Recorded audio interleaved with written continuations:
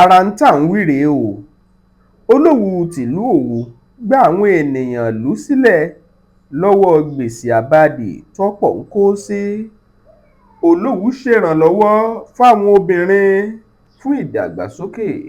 Ṣebí ìfẹ́ tágbàdo ní ságbẹ̀ ló jẹ́ kó fọmọ bíbí inú rẹ̀ ṣètanràn fólóko. Ìfẹ́ tí kábíyèsí Olówu tìlú Òwu ọba Pòfẹ́sọ̀ Sàká Adélọlá Mátẹmilọ́lá Olúyalọ Òtilẹ̀ Tákéje tí wọ́n ní sáwọn ọmọ ìlú Òwu, pàápàá fún àwọn obìnrin àti ìdàgbàsókè obìnrin nínú àwùjọ wa, ló mú kí wọ́n gbé ètò ràbàǹdẹ̀ kan sílẹ̀ tí wọ́n pè ní Hope Initiative Women Empowerment Fund OHIWEF láti fi ṣèrànlọ́wọ́ fún obìnrin. Olówu tìlú Òwu wọ́n kó owó ribiribi sílẹ̀ wípé kí àwọn obìnrin kí wọ́n bẹ̀rẹ̀ sí lò ó fún okòwò wọn láì ní èlé owó lórí. Ẹ gbọ́ bọ́rọ̀ gan ṣe lọ nínú ètò náà. Tí Ọlọ́run fún kábíyèsí wa sí ètò ìṣeéṣe ní èlú, ó wá tún fi àsìkò yìí sọ fún wa pé ó ní bí kinní ìgan ṣe bẹ̀rẹ̀ wá gangan níbẹ̀rẹ̀ pẹ̀pẹ̀ níbi ọdún méjì sẹ́yìn. Erelú Ajé wa ní ìlú Òwu, àwọn náà gbé nǹkan táwọn eléyìnbó ń pè ní tòfúsà, wọ́n gbé lọ bá kábíyèsí pé kí la lè ṣe pẹ̀lú àwọn èèyàn wa. Àwọn ni wọ́n mú àbá yẹn wá, kábíyèsí náà tó wá fojú sùnùkùn wọ́n pé ìṣẹ́ dáhùn láì fẹ́ òun ló bí tó lọ pé fẹ́mi náà wà nínú àjọ náà, kí Fadérẹra Òwu náà wà níbẹ̀. Àwọn brọ́dà wa tán ti experience lágbọ̀nrẹ́ wọ́n sọ fún ilẹ̀ kan Abdulsamad, àwọn ti mọ̀ nípa ẹ̀ dáadáa, káwọn náà wà pẹ̀lú wa, àti Chief Kẹ́hìndé Adé Akínfẹ́nwá táwọn náà fi wà pẹ̀lú àwọn tún wá yan àwọn obìnrin méjì míì náà. Dẹ̀yà tún wá ní èèyàn kan bá a gbìmọ̀ ìlú Òwu, Chief Michael Ògúnṣẹ̀yẹ, ìlú òyìnbó làwọn fi ṣe ibùgbé. When a woman is empowered, an entire family is lifted. When women thrive, the society flourishes. Olówu tìlú Òwu ọba Pòfẹ́sọ̀ Sàká Adélọlá Àdìsá Mátẹmilọ́lá Olúyalọ Òtilẹ̀ Tákéje jẹ́ kábíyèsí pàtàkì ńlẹ̀ Yorùbá tó jẹ́ ìdàgbàsókè ọmọ káàárọ̀-o-jíire ń làwọn mú lọ́kùnkúndùn. Ọjọ́ 9 nínú oṣù kẹsàn-án ọdún 2025 yìí ni inú ọ̀pọ̀lọpọ̀ obìnrin dùn tí wọ́n sì rẹ́rìn-ín relé kówá wọn látàrí bí kábíyèsí ṣe dùn wọ́n nínú kówó fún wọn láti fi tẹ̀síwájú ní okòòwò àti bẹ̀rẹ̀ okòòwò wọn. Ètò ọ̀hún ló wáyé ní ààfin Olówu tìlú Òwu Òkè Àgbò Òwu nílùú Abẹ́òkúta. Àwọn àlejò pàtàkì ọjọ́ náà ni Hajiya Iman Sulaiman Ibrahim tí wọ́n jẹ́ Honourable Minister of Women Affairs tó ń rí sọ̀rọ̀ obìnrin, Mrs. Bámidélé Abíọ́dún tí wọ́n jẹ́ aya gómìnà ìpínlẹ̀ Ògùn. Níbi ètò náà, òun ló kó onírúurú àwọn nǹkan lọ́wọ́. Lára rẹ̀ ni fífi owó ran àwọn obìnrin lọ́wọ́ Women Empowerment Fund, àmì ẹ̀yẹ fún ìgbìmọ̀ àwọn obìnrin àkọ́kọ́ nínú ètò ìrónilágbára fáwọn obìnrin. Bákan náà ni kíkó owó fún àwọn obìnrin tó ń ṣiṣẹ́ àgbẹ̀. Ẹ̀kọ́ ńlá lèyí o láti kọ́ lára Olówu tìlú Òwu yìí, torí kì í ṣàsìkò yìí ló yẹ káwọn ọba aládé wa máa bára wọn jàjà èmi dù ọ́ ìwọ ò dù mí. Ẹ̀wẹ̀, ṣáájú kí ètò ọ̀hún gan tó bẹ̀rẹ̀ ni wọ́n ti kọ́kọ́ ṣe àwọn ìpàdé ìlanilọ́yẹ̀ fún àwọn tí wọ́n fẹ́ yá ní owó tí kò léèlé lórí. Níbẹ̀ ni wọ́n ti fún wọn ní onírúurú àmọ̀ràn pẹ̀lú àwọn tó mójúlẹ́jà nípa ọ̀rọ̀ okòòwò àti ọrọ̀ ajé.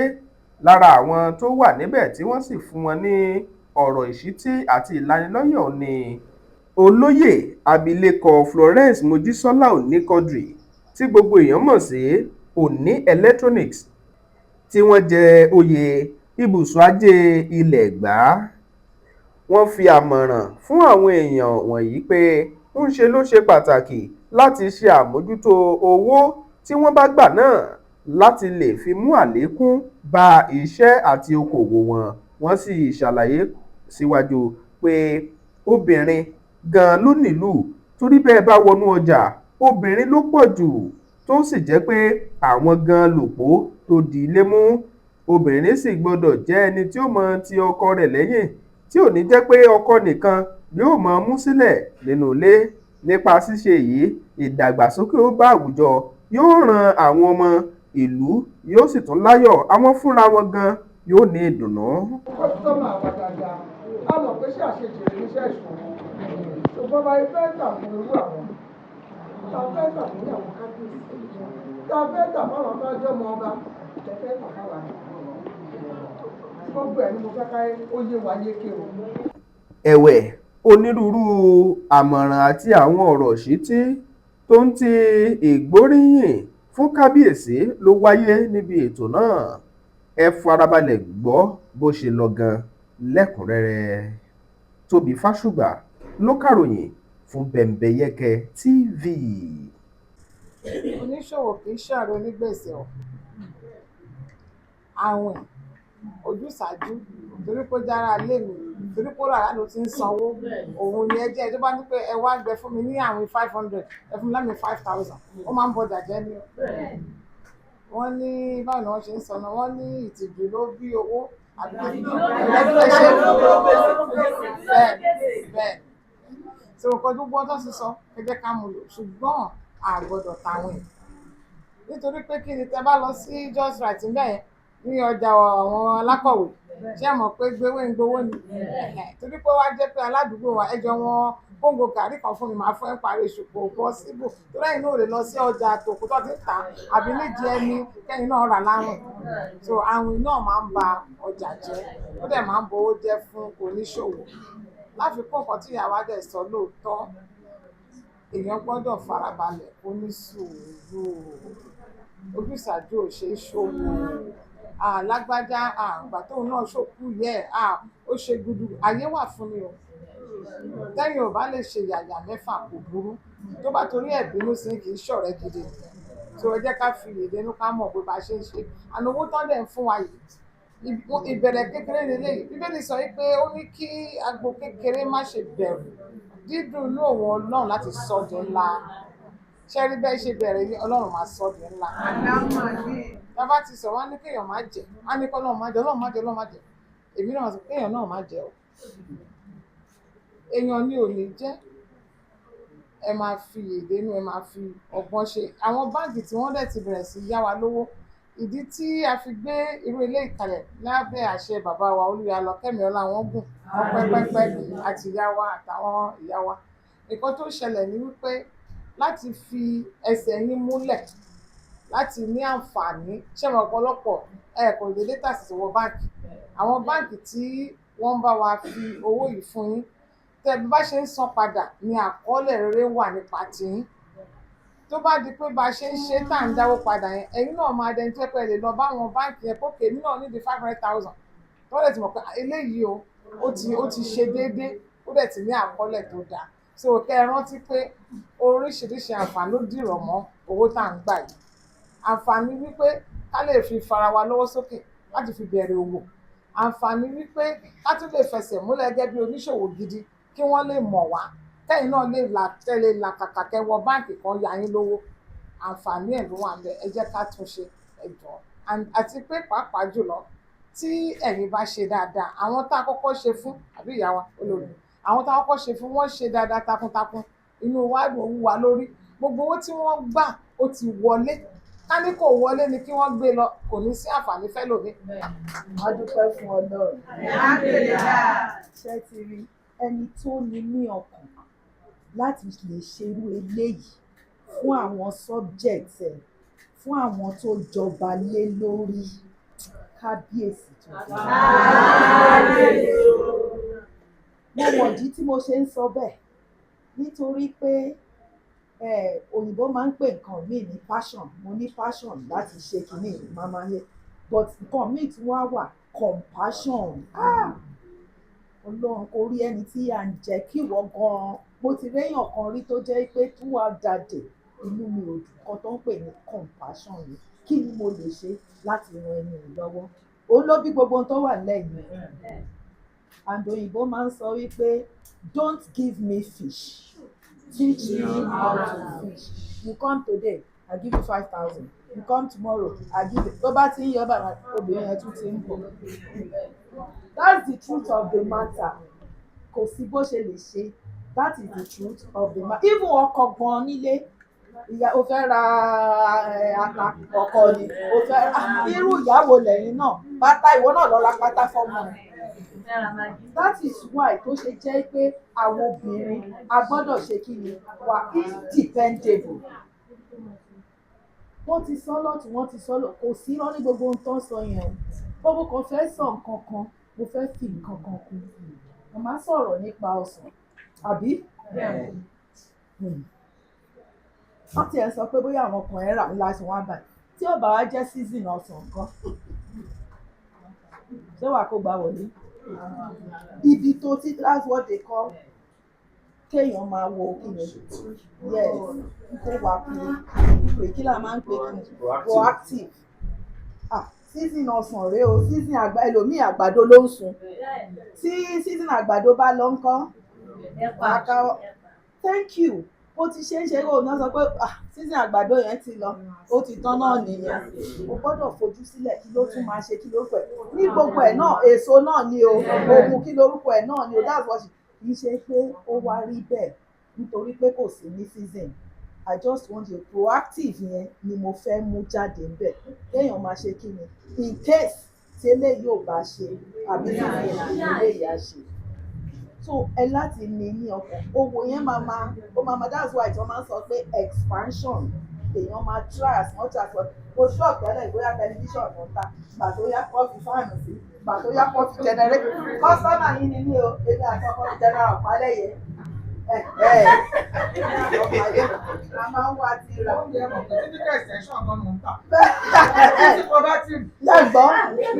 Ṣẹ́gbọ́n so bọ́tẹ́ bá ti ní òní ẹ̀kọ́ gbọ́ wípé ìjọ tó ń bá ọjà tẹlifíṣàn ò bá wá àwọn tó máa ra bátìrì wọ́n á jẹun àbọ̀ òní jẹun. Ẹjọ́ torí ọlọ́run ó ní bẹ́ẹ̀ ti lè ṣe in fact we are so happy àwọn tó ti gbà wọ́n ṣe dáadáa gan right wọ́n ṣe dáadáa gan ni and wọ́n dẹ̀ ti sọ pé wọ́n ti ṣe dáadáa yẹn wọ́n á tún ṣe kí ni ìpele yìí so ẹ̀yin tẹ̀ ń bọ̀ lẹ́yìn náà kì í ṣe pé owó náà wà tí èèyàn bọ̀ èèyàn náà lè lówó yẹ kó máa fi bu aṣọ kó máa fi ṣe oríṣiríṣi tí ò kíá ṣùgbọ́n bíbélì ní ebi ń pa mí ó fún mi lóúnjẹ òǹgbẹ ń gbẹ mí ó fún mi lómi mi ò ní aṣọ ó nígbà wo ni mo ṣe ó nígbà tí ó ti ṣe fún àwọn Ọlọ́run dání lára.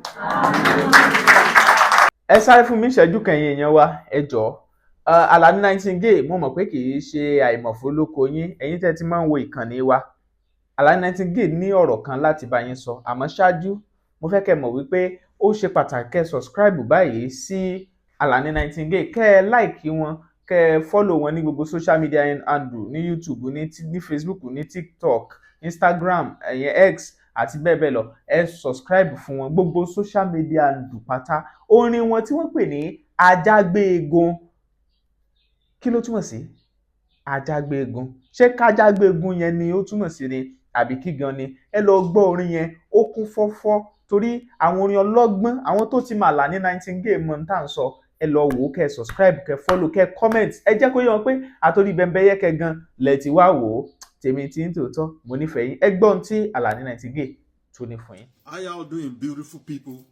I am glad to bring it to you that the song that we have all been waiting for, that is Ajágbéegun, is now available on all streaming platforms. That is Ajágbéegun by Alani Nightingale. Just go right there, search Ajágbéegun by Alani Nightingale. It's available for streaming and you can share with your folks too. However, for those of you who are unable to win some things in the last challenges that we threw, in the last giveaways that we did, don't worry about it. I mean, we got more giveaways to do. I mean, there are a lot of goodies. I mean, smartwatches, phones, these are Apples, you know, and they are pretty much on open. You know, a lot of things, Apples, iPads, and all whatnot. So, what you got to do to participate? Just go and listen to the new song, Ajágbéegun by Alani Nightingale. Like I said, it's available on all streaming platforms because we are going to be throwing some challenges. We are going to be throwing some questions about this song very soon. So just be ready, keep in touch. Very soon we are going to be doing some more challenges and we will be doing a lot of giveaways. Bye for now and thank you.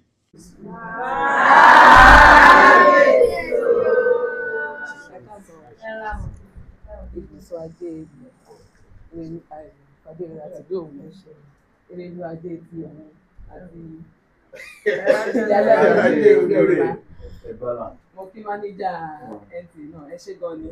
A dúpẹ́ lọ́dọ̀ Ọlọ́run àti gbogbo àwọn ayàwòrán ní security àwọn tó wá láti Lotus Bank Mr. Isaac Oyedele àti ọ̀gá tó bá wa sọ̀rọ̀ ní ẹ̀kan. A dúpẹ́ lọ́dọ̀ Ọlọ́run fún oore ọ̀fẹ́ tí a ní. So a dúpẹ́ pé a gbà lérò pé a fẹ́ ṣe nǹkan ilé ènìyàn náà dẹ̀dẹ̀ kí ojú gbogbo wa pín sí i. A dúpẹ́ lọ́dọ̀ Ọlọ́run Dr. Akíntóyè Oyèdélé Akíndélé akí àwọn náà káàbọ̀ síbí àti olórí Aminat ṣùgbọ́n wọ́n ń ṣe gudugudu méje yàyà mẹ́fà àjọ máa ń ṣe mítìn ní ìbá àṣálẹ́ ìgbà tó bá rọ̀ wá lọ́rùn àjọ ń fi kùndùkùn àjọ ń dábàá lóríṣiríṣi so mo dúpẹ́ lọ́dọ̀ Ọlọ́run fún oore ọ̀fẹ́ pé ìgbà tí a gbà lérò láti ṣe kínní Ọlọ́run wá ṣe bá ṣe ń ṣe lọ tíṣẹ́ mọ̀ yípadà gbogbo level máa ń change òun ló wá fi bí eléyìí tí kábíyèsí wá ní àwọn náà ní gbogbo àwọn nǹkan táwọn fẹ́ ṣe o káwọn kúnkún kó pọ̀ sí abẹ́ umbrella Olówu Hope Initiative so eléyìí táwa ń ṣe ó wá jẹ́ kan lára pílà tó gbé Olówu Hope Initiative yẹn lọ́wọ́ à ń ṣe nípa ètò ẹ̀kọ́ náà a máa gbọ́ láìpẹ́ tó ń sọ nípa pé wọ́n fẹ́ máa fún àwọn ọmọ lóúnjẹ ní iléèwé kó lè jẹ́ ìwúrí fún wọn láti máa lọ sí iléèwé kán ní okun àtagbára láti fi kọ́ ẹ̀kọ́ wọn kán lè láṣeyọrí dáadáa tí ètò ìlera náà wà ń bẹ̀ a dẹ̀ ti ṣe àwọn ètò kan sẹ́yìn náà tó jẹ́ pé Ọlọ́run fún wa láṣeyọrí dáadáa pẹ̀lú ẹ̀ àti ìkọ́ṣẹ́ ọwọ́ gbogbo ẹ̀ náà wà ń bẹ̀ lóríṣiríṣi fún wọn eléyìí táwa wá ń ṣe lénìí ni à ń sọ̀rọ̀ lé lórí àfikún tèmi máa tún fi kún bí a ṣe mọ̀ wọ́n ní àti yá àwọn kan ìgbà tá a kọ́ bẹ̀rẹ̀ pé ká bẹ̀rẹ̀ ní kéékèèké ìgbà tí ó tẹ̀ di ọ̀sẹ̀ alákọ̀ọ́kọ́ ńgbà tá a bẹ̀rẹ̀ kìíní yẹn tí mo sọ fún kábíyèsí wa inú wọn máa dùn ó pé pé wọ́n sanwó tán alálejò kan gan lọ́jọ́ ẹ̀ tó ń sọ pé ṣé obìnrin ni wọ́n níbẹ̀ ni àwọn ní èèyàn kan ti sọ fún wọn pé àwọn obìnrin máa ń dáwó padà so ká pàtẹ́wọ́ fúnra wa pé tó bá jẹ́ àwọn ọkùnrin ni wọ́n lè sọ èèyàn kan tẹ̀ títí bí mí láàárọ̀ ẹ̀ sí pé ṣé àwọn obìnrin nìkan là ń yá lọ́wọ́ ni pé ṣé àyà a ní àwọn obìnrin wọ́n ní ìbẹ̀rù dáadáa ju pé kinní wọn ní fẹ́ jẹ gbèsè so ká túbọ̀ gbìyànjú ká máa dá owó yẹn padà lóòrèkóòrè òun náà ló tún mú kóríyá fún wa tó fi jẹ́ pé a ní pé ká tún mú àwọn míì náà kódà àárọ̀ ìyàwó èèyàn ti wá ń bá mi pé àwọn gbọ́ pé tí ń fún àwọn ẹni sùúrù ẹ tó bá ti gba fọ́ọ̀mù tá a bá ti dá gbogbo wọn lóhùn tán fọ́ọ̀mù 100 látà ń gbà yẹn ipa máa tó ta fọ́ọ̀mù míì síta so ẹ jọ ọmọbìnrin nítorí tọ́lọ́ ni kí ẹ dá owó yẹn padà lásìkò kí àwọn ẹlòmíràn wọ́n lè jẹ àǹfààní yẹn àfikún tí mo tún wá fẹ́ fi kún nípa òwò tá à ń ṣe ẹ jẹ́ kán mọ̀ wá dáadáa pẹ̀lú nǹkan tá à ń tà tó wáyé pé tó ń wọn nǹkan bóyá ìrẹsì lẹ́ ń tà ní àbí ẹ̀wà ká máa wọ̀n pé káwọn èèyàn ti mọ̀ pé tí bá dọ́dọ̀ lágbájá báyìí òṣùwọ̀n ẹ̀ máa ń pé ọjà ilé ìwọ̀n o ṣùgbọ́n kó jẹ́ nǹkan tí ó dáa quality tó dáa tí òṣùwọ̀n yẹn dẹ̀ pé kán mọ̀ wá mọ̀ yẹn kán bá ti mọ̀ wá mọ̀ yẹn pé ọjà ẹ̀ máa ń pé déédéé ọjà ẹ̀ dẹ̀ máa ń dáa a fẹ́ lọ ra gàrí ó ní èèyàn kan tó máa ń bá da láfún ní Kútọ̀ a mọ̀ pé láfún ẹ̀ máa ń funfun kò dẹ̀ ń lòkúta so àti mo ní kọ́sítọ́mà nìyẹn bí mo lọ síbẹ̀ a ti pè lórí fóònù a nílò nǹkan báyìí á dẹ̀ ta fún wa torí pé mo ti mọ̀ pé nǹkan tí màá rà lọ́wọ́ ẹ̀ nǹkan tó dáa ni so Ọlọ́run á máa ràn wá lọ́wọ́ Ọlọ́run á fi àlùbáríkà tó pọ̀ síṣẹ́ wa a ní kú sọ́nà bí èéfín lágbára Ọlọ́run á dẹ̀ jẹ́ ká jèrè àwọn ọmọ tá à ń ṣe bí ẹ̀ ṣe Ọlọ́run á gbàdúrà Ọlọ́run á dẹ̀ tún bọ́ bá lọ́ra èdè kábíyèsí náà àti gbogbo àwa ìṣòro wọn náà ẹ ṣe àdúpẹ́ o.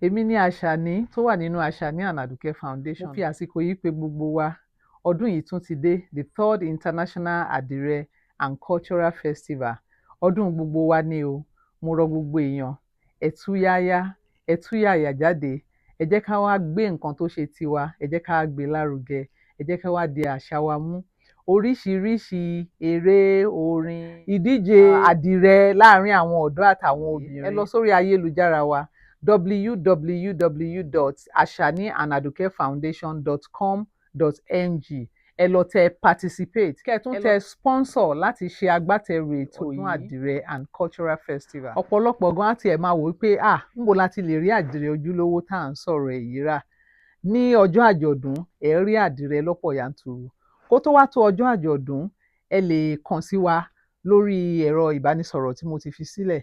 Ẹ dẹ̀ lè wá sí ibùdó wa níbi tá a ti jókòó tá a ti ń ṣe ìdánilẹ́kọ̀ọ́ tá a dẹ̀ ti ń ṣe àdìrẹ ní ọ̀pọ̀ yanturu. Ẹ fẹ́ fàdìrẹ ṣe ìgbéyàwó, ẹ fẹ́ fi ṣe ìkómọ, ẹlẹ́gbẹ́jẹgbẹ́ ni ẹ tiẹ̀ ní àríyá tẹ́ fẹ́ ṣe, a lè ṣe àdìrẹ tó jẹ́ customize fún yín. Lẹ́ẹ̀kan sí ẹ pè 08034720409. Ẹ ṣeun. Mo rò pé ó yẹ kí ààrẹ ẹni tó lè sọ nǹkan kan àbí méjì láàrin wa tí ó máa jẹ́ gẹ́gẹ́ bí confirmation pé a gbọ́ àwọn nǹkan tí wọ́n sọ yìí. Màmá wa, ẹ bá wa dárúkọ yín kí ẹ dẹ̀ sọ nǹkan tí ẹ sọ.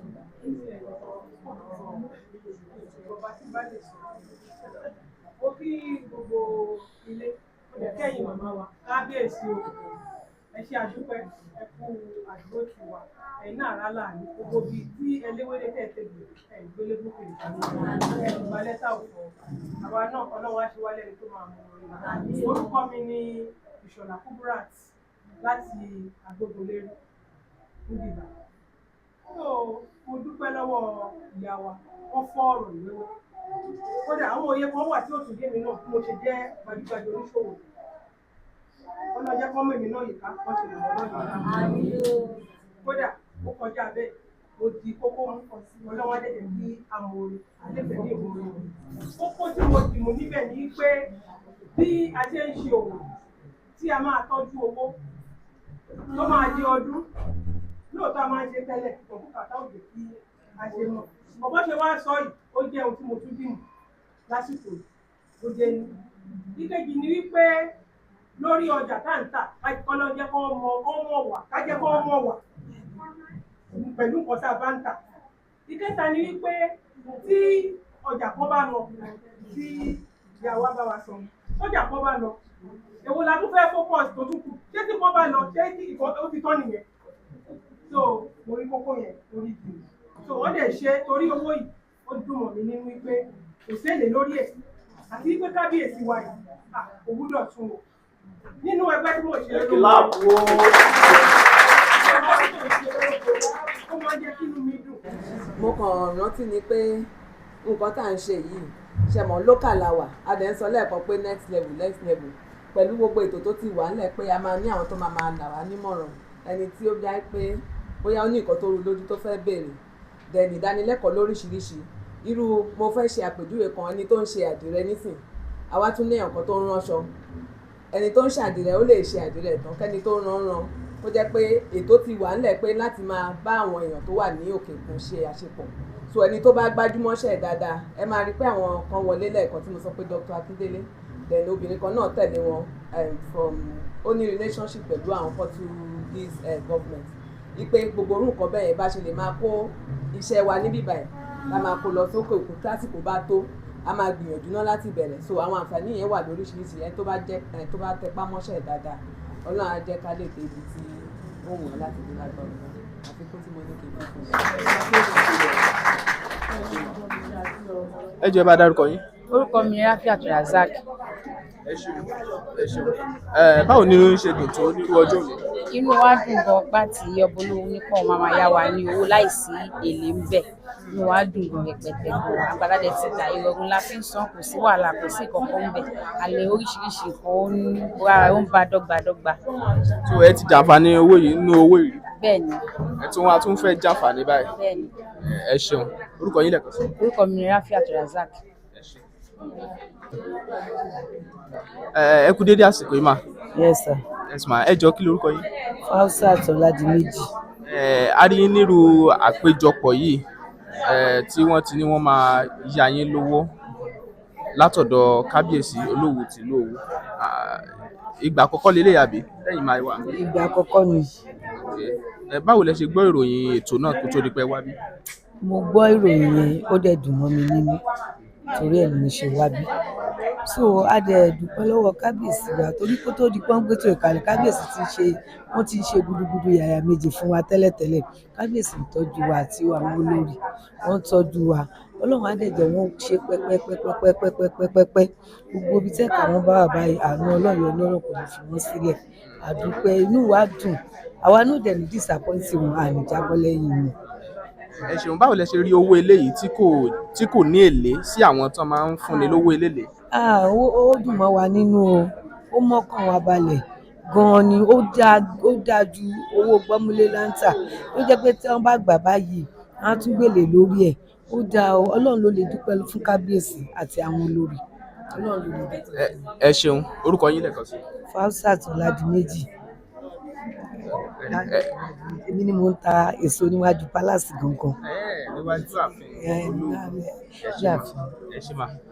Èmi ni Títílayọ̀ Akínbíyì láti Òkè Àgbòrò ń bí báyìí. A dúpẹ́ lọ́wọ́ kábíyèsí ọba wa Mátẹ̀mílọ́lá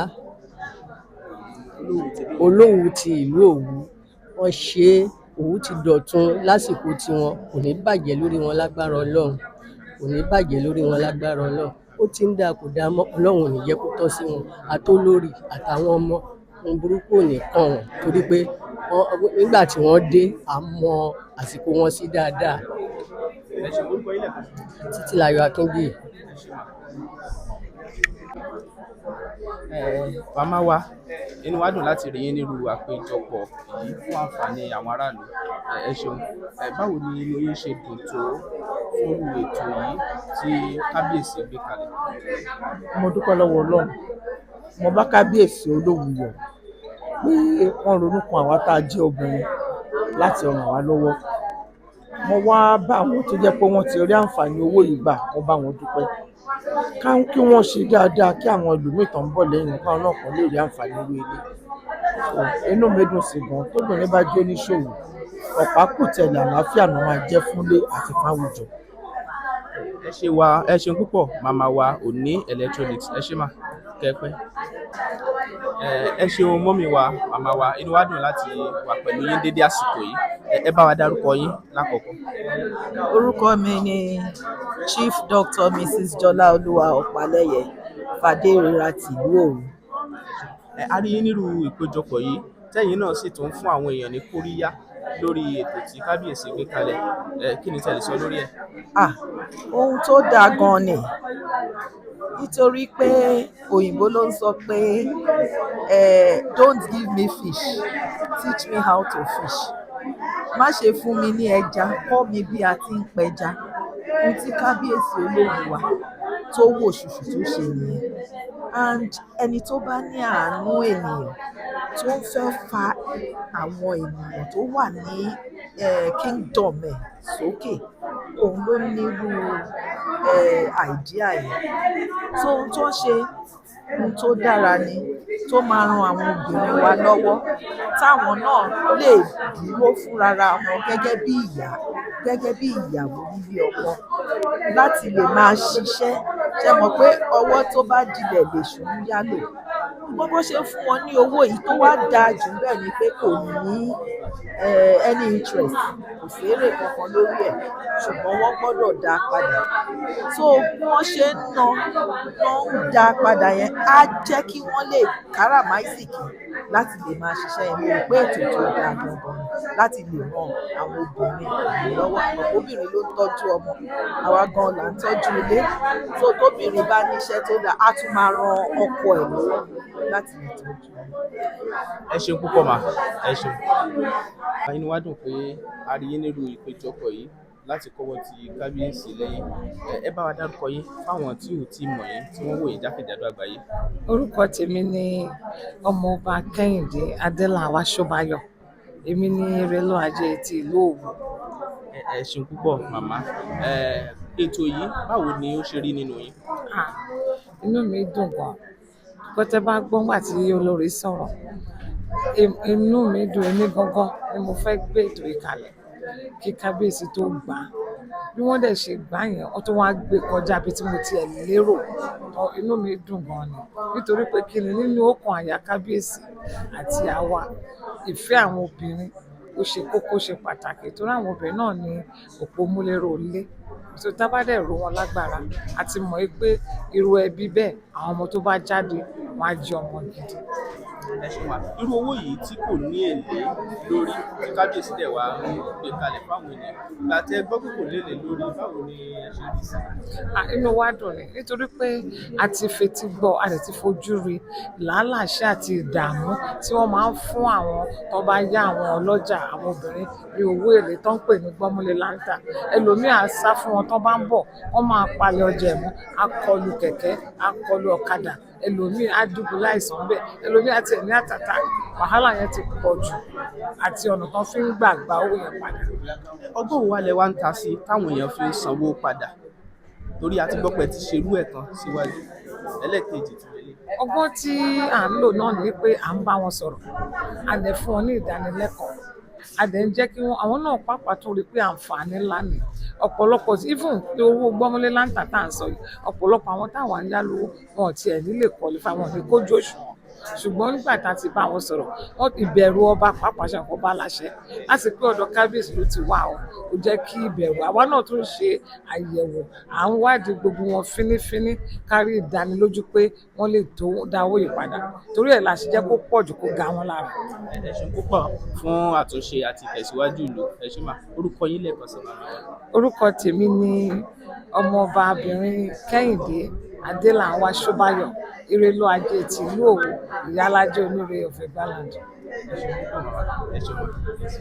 dúpẹ́ lọ́dọ̀ Ọlọ́run nǹkan tí ó gbé ètò yìí wá ni pé a rí i pé àwọn obìnrin ní ìpìlẹ̀ ìlú tí àwọn obìnrin wa bá dẹ̀ níṣẹ́ lọ́wọ́ àwọn náà ní ipa tí wọ́n máa kó ní àárín ẹbí láti rí i pé oúnjẹ ń wá sí orí tábìlì àwọn ará ilé tí àwọn ọmọ náà bá dẹ̀ jẹun dáadáa wọ́n á lókun nínú láti lè lọ sí iléèwé láti lè kọ́ ẹ̀kọ́ wọn gbogbo ẹ̀ ṣáà dá lórí ìdàgbàsókè fún gbogbo ẹbí. A rí pé ní àwọn ẹlòmíì tán máa ń yáwó káàkiri ìnira ló máa ń jẹ́ fún wọn ìmíì gan pàápàá ìgbà tán bá yá owó ọ̀hún èlé tán fẹ́ san lórí ẹ̀ ó ti kó gbogbo owó lọ tán àwọn ò dẹ̀ fẹ́ ìnira fún àwọn aráàlú ìdẹ̀ra la fẹ́ fún wọn ó ní a ṣe gbà lérò pé ó yẹ ká ṣe kó má ní èdè á lè rọ̀ wọ́n lọ́rùn láti dá padà wọ́n á tún lè yá sí tán bá fẹ́ yá sí wọ́n á tún lè fi ṣe nǹkan dáadáa ara dẹ̀ tu gbogbo aráàlú. a ti gbọ́ pé irú àwọn ètò yìí ti máa ń wáyé irú ilé ìta tí wọ́n á wà nínú ẹ̀ yìí ó ti wáyé ẹlẹ́ẹ̀kejì lélẹ́yìí táwọn kan tó ń jàǹfààní nínú ẹ̀ ǹjẹ́ àwọn èèyàn ń dówó padà báwo náà ṣe ń ṣe ọgbọ́n òdẹ̀lẹ̀ yìí náà ń ta sí. a dúpẹ́ lọ́dọ̀ Ọlọ́run bá wa ṣe Ọlọ́run fi rọ̀ wọ́n lọ́rùn pẹ̀lú ìbẹ̀rù Ọlọ́run nínú wọn ń dá owó yẹn padà nǹkan tí a wá ṣe ni pé ogún ni àwọn tí wọ́n ní àǹfààní láti bẹ̀rẹ̀ a wá pín wọn sí ọ̀nà méjì mẹ́wàá a wá yan olórí kan fún àwọn mẹ́wàá yẹn so a dẹ̀ ti sọ fún a jẹ́ kí wọ́n mọ̀ pé tí ẹnìkan nu ò bá ti dá owó yẹn padà ó máa kó bá àwọn tó kù so àwọn náà dẹ̀ mú lọ́kùnkúndùn pé wọ́n ní láti so wọ́n ránra wọn létí ìfọwọ́sowọ́pọ̀ wà dáadáa láàrin wọn so náà ṣe ń dá padà a dẹ̀ dúpẹ́ lọ́dọ̀ Ọlọ́run pé Ọlọ́run fún wọn dá padà Ọlọ́run tún wá jẹ́ ìwúrí fún wa láti sọ pé ká tún ṣe ju ilé ìta ti ṣe tẹ́lẹ̀ náà lọ. ẹ fún àwọn tí wọ́n ń láǹfààní sírú owó yìí ẹ fún wọn ní àmọ̀ràn nítorí tí wọ́n bá ṣe dáadáa yóò lè ka wọn míì náà lọ́jọ́ iwájú. àmọ̀ràn tá a máa fún wọn ni pé káwọn náà kàn tẹpá mọ́ṣẹ́ wọn dáadáa kán mọ nǹkan tí wọ́n ṣe tó má dẹ̀ ti ní ẹ̀yìn ọkàn wọn pé owó yìí sẹ́ àwọn fẹ́ dá padà Ọlọ́run á jẹ́ kó ṣeé ṣe fún wọn láti dá padà. ẹ ṣe púpọ̀ mà olórí ẹ ṣeun o. a dúpẹ́ lọ́dọ̀ Ọlọ́run a dúpẹ́ o a kí gbogbo àwọn obìnrin a káwọn ọkùnrin náà ààyè nìkankan sílẹ̀ Ọlọ́run á fi àlùbáríkà tó pọ̀ síṣẹ́ wa iṣẹ́ wa ò dẹ̀ ní di ìṣẹ́ mọ́ wa lọ́wọ́ ebi ò ní pa wá ìlú ò ní nira fún wa lágbára Ọlọ́run ìlú Òwu á túbọ̀ máa dọ̀tún sí Ògùn state náà ò ní bàjẹ́ Nàìjíríà wa náà ò ní dàrú lágbára Ọlọ́run náà gbàdúrà wa. ẹ ṣeun ẹ ṣeun.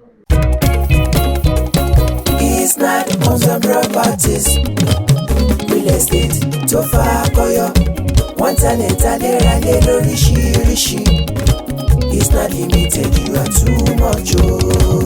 ẹni bá mọ̀nà ló yẹ ká tẹ̀lé kó lè fi wá mọ̀nà Isnad lónìí industrial land ó ń bẹ níbí bẹ́ẹ̀ fẹ́ ṣe commercial farming ẹ má bọ̀ wá àní bẹ́ẹ̀ fẹ́ ralẹ̀ láti ṣe real estate àbò fẹ́ nímọ̀ nípa bó ti ṣe ìrọ̀rùn ló bá dé nílé iṣẹ́ tiwa Isnad Homes and Properties ó táwọn yọ ẹjọ́ ilẹ̀ fún ilé gbígbé ń bẹ lọ́pọ̀ yanturu bẹ́ẹ̀ bá wà dòwò pọ̀ pẹ̀lú ìfọkànbalẹ̀ ní torí agbóhùntẹ̀jọba tó jó lóòótọ́. Torí náà let's build future through real estate. Jẹ́ngbọ́ Island Homes and Properties.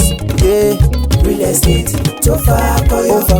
Wọ́n talẹ̀ ralẹ̀ lóríṣiríṣi. Tó jójúlówó Island Limited, you are too much o. Ẹ̀yin èèyàn mi nílé lóko àti ní gbogbo ibikíbi tí ẹ bá ti ń gbọ́ mi, tó bá jẹ́ àárọ̀ lẹ́wà ẹ káàárọ̀, tó bá jọ̀sán lẹ́wà ẹ káàsán, tó bá dẹ̀ jáṣálẹ́ lẹ́wà ẹ káalẹ́.